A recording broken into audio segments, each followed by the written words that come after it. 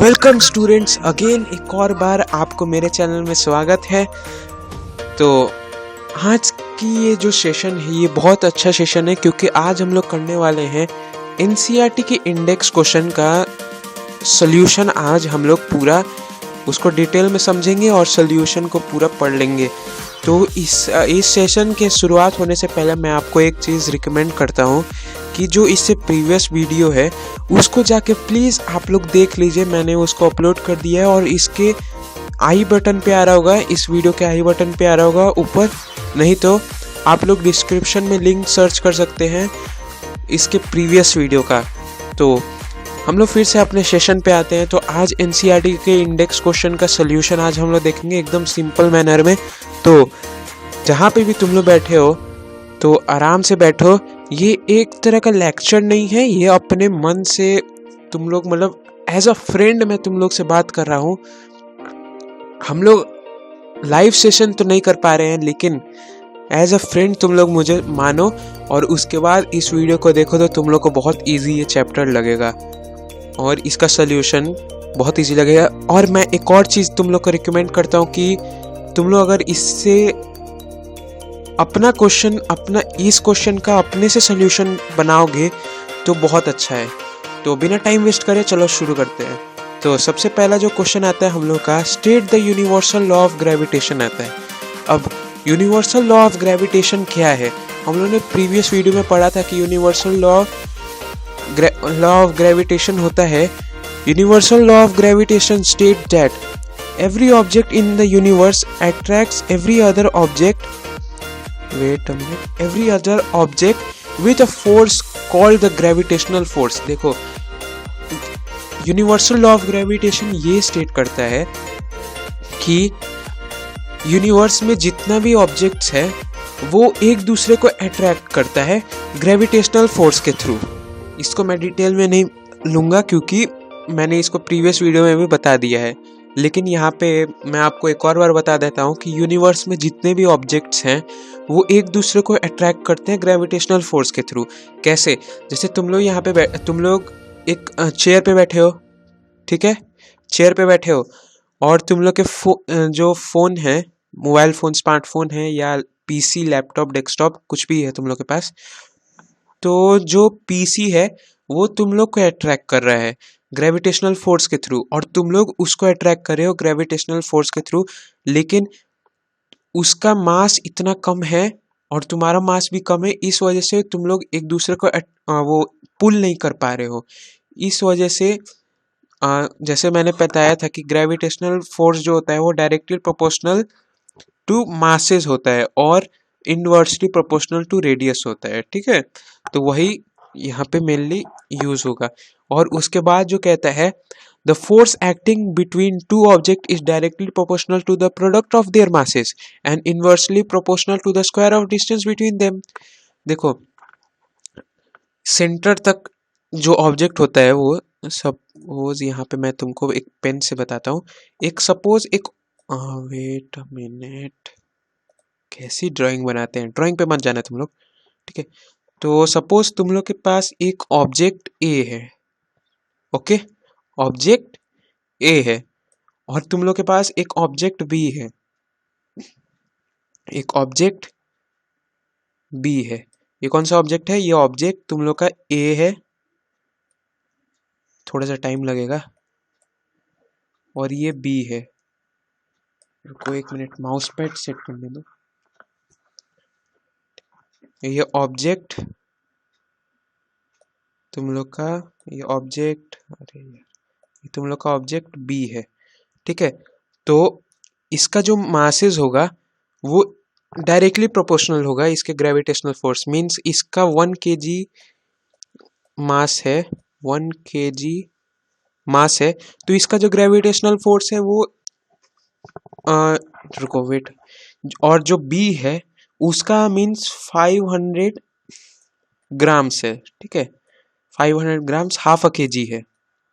तो जो object A का जो ग्रेविटेशनल फोर्स होगा वो ग्रेटर होगा ऑब्जेक्ट बी से, क्योंकि जो ऑब्जेक्ट है उसके पास हायर मास है, उसके पास क्या है, मास जो है उसका हाई है, और जो ऑब्जेक्ट बी है उसका जो मास है वो लो है, ठीक है, वो कम है।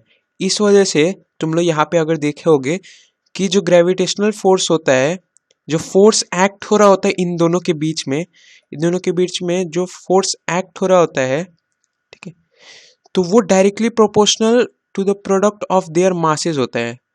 तो यहाँ पे जो मास है ऑब्जेक्ट ए का वो है 1 kg, और जो ऑब्जेक्ट बी का जो मास है वो है 500 grams, almost almost not half A kg है, ठीक है। तो यहाँ पे जो ग्रेविटेशनल फोर्स जिसका ज़्यादा होगा वो होगा ऑब्जेक्ट ए का, और जितना क्लोजर ये ऑब्जेक्ट ए ऑब्जेक्ट बी के पास जाएगा तो इसका ग्रेविटेशनल फोर्स क्या होगा, इंक्रीज होगा, ठीक है, ये इंक्रीज होगा। लेकिन जितना ये दूर जाएगा, जितना ये ऑब्जेक्ट दोनों एक दूसरे से दूर जाएंगे तो इन लोग का जो ग्रेविटेशनल फोर्स होगा वो लेसर होगा, ठीक है।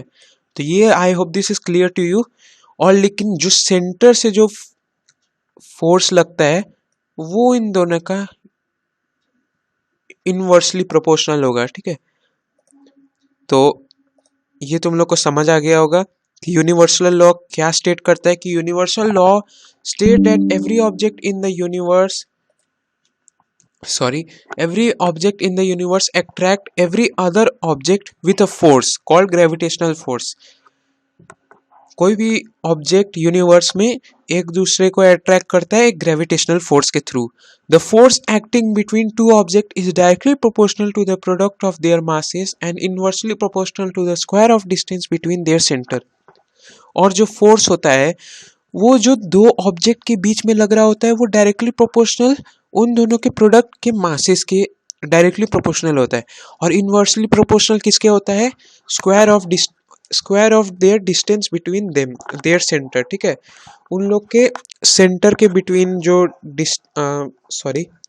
सेंटर के बिटवीन जो डिस्टेंस रहता है वो इन लोग का इक्वल नहीं होता है, ठीक है। एक मिनट, माइक सेट हो गया, ठीक है, वो इक्वल नहीं होता है। तो अब हम लोग आते हैं क्वेश्चन नंबर 2 पे। क्वेश्चन नंबर 2 है, write the formula to find the magnitude of the gravitational force between the earth and an object on the surface of the earth. देखो यहाँ पे क्या करना है, हम लोग को एक फॉर्मूला लिखना है जो मैग्नीट्यूड ग्रेविटेशनल फोर्स का बताए अर्थ और surface of between the gravitational force between the earth and the object on the surface of the earth. Magnitude यहाँ पे फाइंड करना है अर्थ और जो सरफेस अर्थ, जो ऑब्जेक्ट है वो जो ऑब्जेक्ट है जो सरफेस ऑफ द अर्थ पे रखा है उसका मैग्नीट्यूड फाइंड करना है। तो कैसे करेंगे, तो सिंपली यहाँ पे देखते हैं सोल्यूशन। तो कंसीडर, तुम लोग सोच लो, ठीक है, अगर तुम लोग का इमेजिनेशन अच्छा है ना तो तुम लोग का फिजिक्स भी बहुत अच्छा होगा, ठीक है। तो सोच लो कि F as the force of attraction between an object on the surface of earth and the earth, also consider M as the M of the an object surface। देखो यहाँ पे क्या बोल रहा है कि एक F है, कंसीडर करना है, ठीक है, तुम लोग को सोचना है। F है as a force of attraction between, F को फोर्स ऑफ अट्रैक्शन बिटवीन इन दोनों के ऑब्जेक्ट के फोर्स ऑफ अट्रैक्शन ले लो, और M जो है, M को भी तुम लोग सोच लो, ये masses of the object on the surface of earth and capital M as the masses of earth। देखो जो स्मॉल m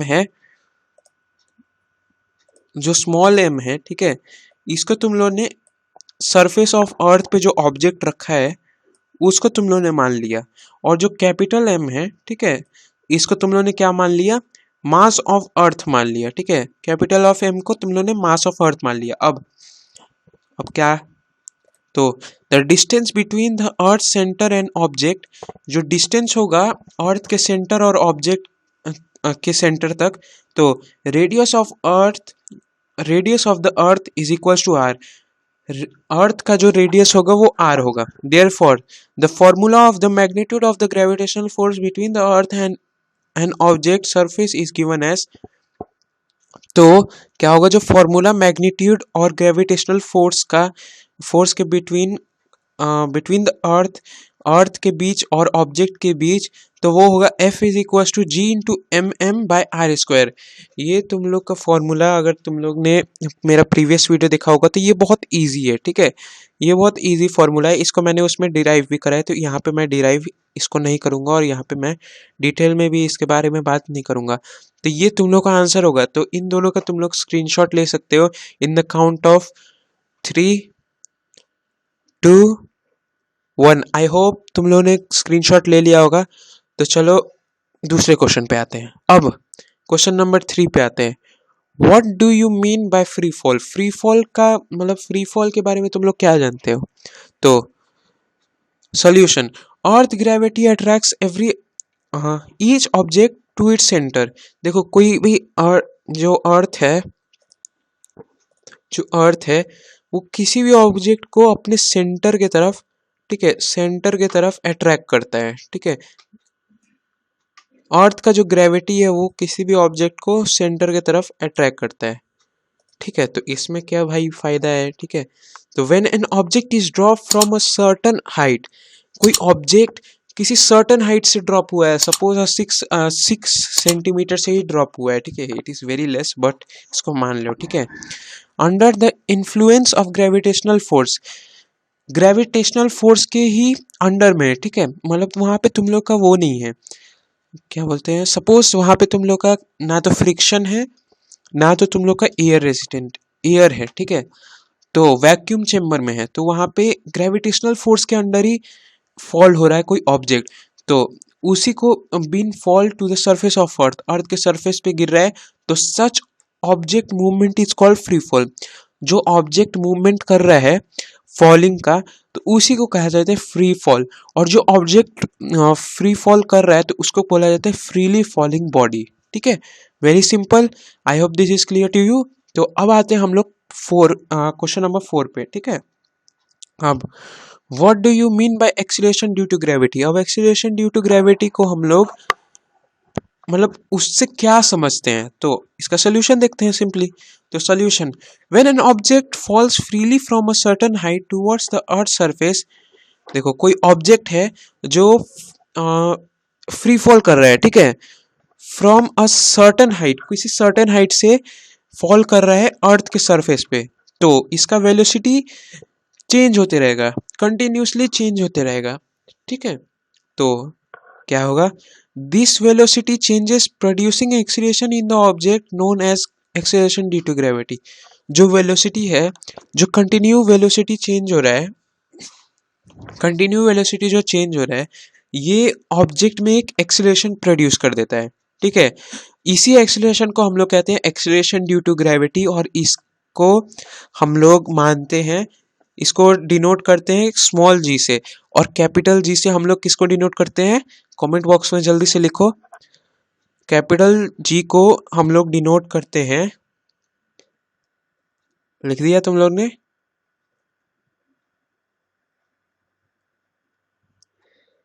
तो हम लोग दूसरे वीडियो में इसको जानते हैं, ठीक है, दूसरे वीडियो में इसको हम लोग जानेंगे, सॉरी फॉर इट, ठीक है।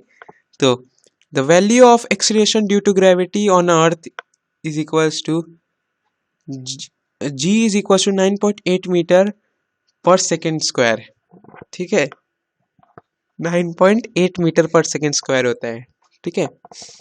अब अच्छा, मैं तुम लोग को बता देता हूँ, तुम लोग बहुत डिप्रेशन में आ गए होगे, तो मैं बताता हूँ कि कैपिटल जी का होता है, मैं नहीं बताऊंगा। कैपिटल जी का मतलब होता है वो जो जी होता है वो यूनिवर्सल कांस्टेंट होता है, ठीक है। जो कैपिटल जी होता है वो यूनिवर्सल कांस्टेंट होता है, और उसका जो वैल्यू होता है 6.67 इंटू 10⁻11 न्यूटन मीटर स्क्वायर पर केजी स्क्वायर होता है। आई होप दिस इज क्लियर। अब भाई तुम लोग कमेंट में मत डालना कि आपने नहीं बताया, हमने नहीं बताया, मैंने बता दिया। तो आगे का देखते हैं चैप्टर। और अगर यहाँ तक तुम लोग बने हुए हो और वीडियो अच्छी लग रही है तो वीडियो को एक लाइक कर देना, और जल्दी से जल्दी चैनल को सब्सक्राइब कर देना, और इस वीडियो को तुम लोग शेयर करते रहना अपने बेस्ट फ्रेंड के साथ। तो चलिए दूसरा क्वेश्चन देखते हैं। तो दूसरा क्वेश्चन है, what are the difference between, wait a minute, तो जो नेक्स्ट क्वेश्चन है ये है, what are the difference between the masses of an object and its weight. क्या डिफरेंस है किसी ऑब्जेक्ट के मासेस, मतलब क्या डिफरेंस है मास और ऑब्जेक्ट की वेट में। तो यहाँ पे हम लोग सिंपली एक टेबल में देखते हैं, ठीक है। तो डिफरेंस बिटवीन, देखो सॉरी, तो मास और वेट का जो डिफरेंस है इसको हम लोग टेबुलर फॉर्म में समझते हैं। तो पहला मास पे आते हैं, ठीक है। Mass mass is the quantity of an matter containing in the body. जो मास है ये मैटर होता है containing in a body, body में जितना मैटर कंटेन होता है उसको सिंपली हम लोग मास कहते हैं। सपोज हम लोग के पास क्वांटिटी मींस क्वांटिटी है, तुम लोग के पास फिर से एक और एग्जाम्पल, फिर से वही एग्जाम्पल लेते हैं जो हमने प्रीवियस वीडियो में लिया था। तुम लोग के पास 100 सीड्स ऑफ वीट है, ठीक है। Suppose 100 seeds of wheat. अब तुम लोग गिनने मत लग जाना, ठीक है। गिन के अपने मम्मी से बोलना कि मम्मी मुझे वीट्स चाहिए 100 सीड्स, बहुत टाइम लग जाएगा, तो मेरे वीडियो कब देखोगे, ठीक है। तो तुम लोग के पास सपोज 100 वीट्स सीड्स है, ठीक है। अब तुम लोग एक उसको थैला में डालोगे, सब थैला में डालवे करोगे तुम लोग, डालोगे ही तुम लोग, ठीक है। तो अब तुम लोग उसको कहीं पे भी लेके जाओ, उसको सपोज तुम लोग इसरो में जाओ, वहां पे बोलो कि मुझे एक रॉकेट चाहिए, वहां से तुम लोग मार्स पे चले जाओ, अब चले मत जाना, ठीक है, फिर पता नहीं कब मिलोगे। तो वहां पे जाके तुम लोग अगर कोई जाता है और वहां पे तुम लोग चेक करते हो, तो जो क्वांटिटी होगा वो 100 सीड्स ही होगा, वीट्स का जो क्वांटिटी होगा वो 100 सीड ही होगा। लेकिन लेकिन सॉरी, लेकिन नहीं लगाया जाए, और उसको अगर कहीं पे भी तुम लोग लेके जाओगे तो उसका क्वांटिटी जो है वो 100 सीड रहेगा। लेकिन अगर तुम लोग जो वेट के बात की जाए, तो तुम लोग के पास सपोज 1000 सीड्स वीट के कितने होंगे, सपोज तुम लोग के पास 2 kg सीड्स है, ठीक है। तो अगर तुम लोग उसको दूसरे जगह लेके जाते हो, मीन सपोज मार्स पे मून पे लेके जाते हो, तो जो वेट है उसका वो हो जाएगा 1/6। तो 1/6 मतलब तुम लोग का हो जाएगा ये 300 ग्राम्स, तुम लोग का ये 2 kg जो वीट है, 2 kg वीट्स, ये तुम लोग का 300 ग्राम्स हो जाएगा। अब सोचो 300 ग्राम्स नहीं, 300 ग्राम्स नहीं होगा, उससे भी कम हो जाएगा अगर तुम लोग निकालते हो। ये मैंने एक एवरेज बताया है, ठीक है। अब और दूसरा जो होता है मास का, वो the measure of inertia of the body, ये इनर्सिया को मेजर करता है। इस पर ज़्यादा बात नहीं की जाएगी, इसको मैंने 4th चैप्टर में बताया है। इसका भी मैं लिंक डिस्क्रिप्शन में दे दूंगा, प्लेलिस्ट का लिंक, ठीक है। तो उस पर जाके सब कुछ चेक कर लेना। और जो वेट होता है ये मेजर ऑफ ग्रेविटी होता है। देखो जो वेट होता है ये फोर्स होता है, सब जितना अर्थ तुम लोग को पुल करता है उतना ही तुम लोग का जो वेट होता है वो बढ़ते जाता है, ठीक है। और जो मास है ये स्केलर क्वांटिटी है, तो इसके पास मैग्नीट्यूड है, और जो वेट है इसके पास ये वेक्टर क्वांटिटी है, तो इसके पास मैग्नीट्यूड और डायरेक्शन दोनों है। Mass is mass is a constant quantity, mass जो है ये कांस्टेंट क्वांटिटी है। जो वेट है ये कांस्टेंट क्वांटिटी नहीं है, प्लेस टू प्लेस वेरी करता है, वेयर एज मास नहीं वेरी करता है। और मास का जो ऐसा यूनिट है वो है केजी या केजी, किलोग्राम। और जो वेट का जो ऐसा यूनिट है वो है न्यूटन, क्योंकि ये फोर्स ही है, ठीक है, एक तरह का फोर्स है, क्योंकि जो अर्थ हम लोग को पुल करता है वो ग्रेविटेशनल फोर्स ही है। इस वजह से इसका जो ऐसा यूनिट है वो न्यूटन है। और यहाँ पे एक और चीज़ ऐड करना चाहूँगा मैं, जो मास जिस चीज़ से मेजर होता है वो है बीम बैलेंस, और जिस चीज़ से वेट मेजर होता है वो है स्प्रिंग बैलेंस। इसमें बहुत बार कंफ्यूज हो जाते हैं लोग कि स्प्रिंग बैलेंस को मास मास में लिख देते हैं और बीम बैलेंस को वेट में लिख देते हो, ये तुम लोग को कंफ्यूजन दूर करना होगा, ओके। तो हम लोग दूसरे क्वेश्चन पे आते हैं, अब 6th क्वेश्चन पे आते हैं। Why is the weight of an object on the moon 1/6 its weight on the gravity. अब अर्थ सॉरी, क्यों ऐसा होता है कि जो वेट होता है किसी ऑब्जेक्ट का वो मून पे जाके 1/6 हो जाता है। अर्थ पे किसी का वेट सपोज मेरा वेट 60 kg है, ठीक है, और अगर मैं मून पे जाता हूँ तो मेरा वेट जो रहेगा वो 10 kg रहेगा। आई होप ये कभी हो पाता, बिना एक्सरसाइज के बैठे रहते मून पे जाके रहते हम लोग, लेकिन ये कभी नहीं हो पाएगा। तो सिंपली फिर से सेशन पे आते हैं, इसका हम लोग देखते हैं सोल्यूशन, ठीक है। तो जो है solution, the mass of the moon is 1/100 times and its radius is 1/4 time then of earth. जो मून है इसका जो मास है वो है 100 टाइम्स और इसका जो रेडियस है वो 1/4 टाइम्स अर्थ से कम है, ठीक है। और as a result the gravitational attraction on the moon is about 1/6। तो इसके हिसाब से जो ग्रेविटेशनल फोर्स है या ग्रेविटेशनल अट्रैक्शन है वो 1/6 है वहां पे। When compare to earth, compare earth के कंपैरिजन पे वहां पे 1/6 है।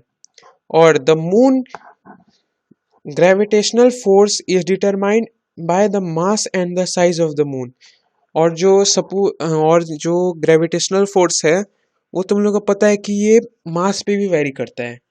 तो ये एक तो रेडियस भी ज़्यादा है मून का अर्थ से और इसका मास भी बहुत कम है, तो इस वजह से वहाँ पे 1/6 हो जाता है। Hence the weight of an object on the moon is 1/6 its weight on the earth. इस वजह से, इन दोनों फैक्टर की वजह से जो वेट किसी ऑब्जेक्ट का है वो 1/6 हो जाता है अर्थ के कंपैरिजन पे, ठीक है। तो the moon is far lesser massive than the earth and has a different radius as well. और ये मैंने पहले बताया थोड़ी देर पहले कि जो अर्थ है उसका जो मास है वो बहुत कम है एज कंपेयर टू अर्थ और इसका रेडियस भी अलग है। अब हम लोग आते हैं क्वेश्चन नंबर 7 पे। तो तुम लोग अपना अगर एनसीईआरटी खोल रहे होगे तो इसको तुम लोग कनेक्ट कर पा रहे होगे, ठीक है। और तो अगर तुम लोग का जो डाउट है, अगर कोई भी क्वेरी हो तो जल्दी से जल्दी अभी कमेंट पे डालो, मैं चेक करके बता दूंगा तुम लोग को। और हम लोग क्वेश्चन नंबर 7 पे आते हैं। Why is it difficult to hold a school bag having a stripe made of thin and strong string? अब देखो ये हम लोग के लायक क्वेश्चन है। इसमें पूछ रहा है कि ये क्यों डिफिकल्ट है कि जो बैग है, ठीक है, एक बैग है जिसका स्ट्राइप जो है जिसका स्ट्राइप जो है वो बहुत मीन्स बहुत उसका जो एरिया है बहुत कम है, ठीक है, और बहुत स्ट्रॉन्ग से बना है, बहुत स्ट्रॉन्ग है। तो अब इसमें डिफिकल्ट क्यों होता है कि हम लोग अगर उसको होल्ड करते हैं तो जो बैग है मीन्स जो हम लोग का शोल्डर है वो पेन क्यों होने लग जाता है। तो सब तुम लोग को पता ही है, हम लोग के स्कूल में मैक्सिमम 3 kgs के तो बुक जाते ही होंगे, ठीक है, 3 kgs के बुक हम लोग लेके जाते होंगे ओके, ये मैं फैक्ट कह रहा हूँ, ठीक है। तो ये क्यों डिफिकल्ट है कि हम लोग जो सॉरी जो स्ट्रैप है वो थोड़े पतले बने रहते हैं और स्ट्रॉन्ग स्ट्रिंग से बने रहते हैं, तो ये भारी क्यों मतलब डिफिकल्ट क्यों पड़ता है होल्ड करने पे। तो इसका आंसर देखते हैं। तो answer, the force exerted by a thin and strong strip is distributed to very less area and hence the force applied to the bag is more। देखो यहाँ पे जैसे मैंने अभी बताया जो फोर्स है वो बहुत कम एरिया पे लगता है, क्योंकि तुम लोग को पता है pressure is directly proportional to area होता है। तो यहाँ पे जो फोर्स होता है वो बहुत कम एरिया पे लगता है, इस वजह से वो जो फोर्स होता है, जो स्ट्राइप का फोर्स होता है वो बहुत कम एरिया पे लगता है, तो वहाँ पे बहुत ज़्यादा मीन्स बहुत डिफिकल्टी हो जाता है तुम लोग को होल्ड करने में, और very less area and hence the force applied due to the bag is more. इस वजह से जो फोर्स लगता है तुम लोग के बैग से, 3 kgs के जो बैग होते हैं उनसे जो फोर्स लगता है वो ज़्यादा हो जाता है। और the pressure exerted on the body by the thin strip will be more and hence will be painful. इसी वजह से जो थिन स्ट्रिप है वो उसका जो एरिया होगा वो कम होगा तो प्रेशर बढ़ेगा, तो इस वजह से हम लोग का जो शोल्डर्स होगा वो बहुत पेन करने लग जाएगा। इसलिए तुम लोग अगर नोटिस करोगे तो जो बैग्स होते हैं, जो हम लोग के स्कूल बैग्स होते हैं, उसके जो स्ट्राइप्स होते हैं एज कंपेयर टू जो ट्रैवलिंग बैग्स होते हैं, जो स्पोर्ट्स बैग्स होते हैं, उनके कंपैरिजन पे उनका स्ट्राइप्स जो होता है वो लार्जर एरिया में बना होता है, ठीक है। और यहाँ पे एक और जान लेते हैं, as pressure is inversely proportional to area. Pressure जो है इनवर्सली प्रोपोर्शनल टू एरिया है। If the area is reduce pressure, देखो जो प्रेशर है इनवर्सली प्रोपोर्शनल टू एरिया है। अगर प्रेशर बढ़ेगा तो एरिया कम होगा, ठीक है, और एरिया बढ़ेगा तो प्रेशर कम होगा। सॉरी, मैंने स्टार्टिंग में गलत बोल दिया था, तो अब गलती से निकल गया था, सॉरी, ठीक है। अब आते हैं हम लोग, what do you mean by buoyancy. Buoyancy से हम लोग क्या समझते हैं? तो the upward force exerted by any fluid, liquid, gas on an object is known as upthrust और बायोंसी। देखो जो फोर्स हम लोग के किसी ऑब्जेक्ट पे लगता है, अपवर्ड फोर्स जो किसी बॉडी पे लगता है, तो किसी भी फ्लूइड से जो बॉडी पे लगता है उसी को हम लोग कहते हैं बायोंसी या अपथ्रस्ट फोर्स कहते हैं। इसको हम लोग ने डिटेल में अगर एक एग्जांपल के साथ समझते हैं, तो यहाँ पे सपोज तुम लोग इमेजिन करो, यहाँ पे तुम लोग के पास एक बीकर है, ठीक है, एक बीकर है, इसमें पूरा पानी से भरा हुआ है, ठीक है, इसमें पूरा पानी से भरा हुआ है। तुम लोग ड्राइंग पे मत जाना प्लीज, मेरा ड्राइंग ऐसा ही है। अब तुम लोग के पास एक बीकर है, यहाँ पे तुम लोग ने एक सपोज एक वुडन ब्लॉक तुम लोग ने पुट किया, ठीक है, तो पुट किया यहाँ पे एक वुडन ब्लॉक। जो अपवर्ड फोर्स लगेगा नीचे से, बॉटम से जो अपवर्ड फोर्स लगेगा तुम लोग का, यही तुम लोग का अपथ्रस्ट फोर्स या बायोंसी कह सकते हो, ठीक है। इसी फोर्स को तुम लोग कहोगे बायोंसी। और अगर तुम लोग को एक एग्जांपल लेना है तो तुम लोग क्या करना कि एक बीकर, तुम लोग का जो बकेट है, उसमें क्या करना, तुम लोग एक पूरा पानी से जो वाटर है उसको फिल कर देना। और उसके बाद तुम लोग क्या करना कि जो पानी, जो तुम लोग के पास मग है, उसको तुम लोग उल्टा कर देना। उल्टा करने के बाद जो खाली स्पेस है ना, उसके तरफ से अगर तुम लोग पानी के अंदर डालोगे तो जो तुम लोग को अपवर्ड फोर्स फील होगा उसी को तुम लोग बायोंसी कहोगे। Okay, I hope this is clear to you. अब जानते हैं हम लोग, अब जानते नहीं है, अब सब 9th क्वेश्चन पे आते हैं। Why does an object float or sink when placed on the surface of water? कोई ऑब्जेक्ट है वो फ्लोट क्यों करता है, और कभी कभार कोई ऑब्जेक्ट होता है वो सिंक क्यों कर जाता है वाटर के सरफेस पे? तो इसका आंसर देखते हैं सिंपली।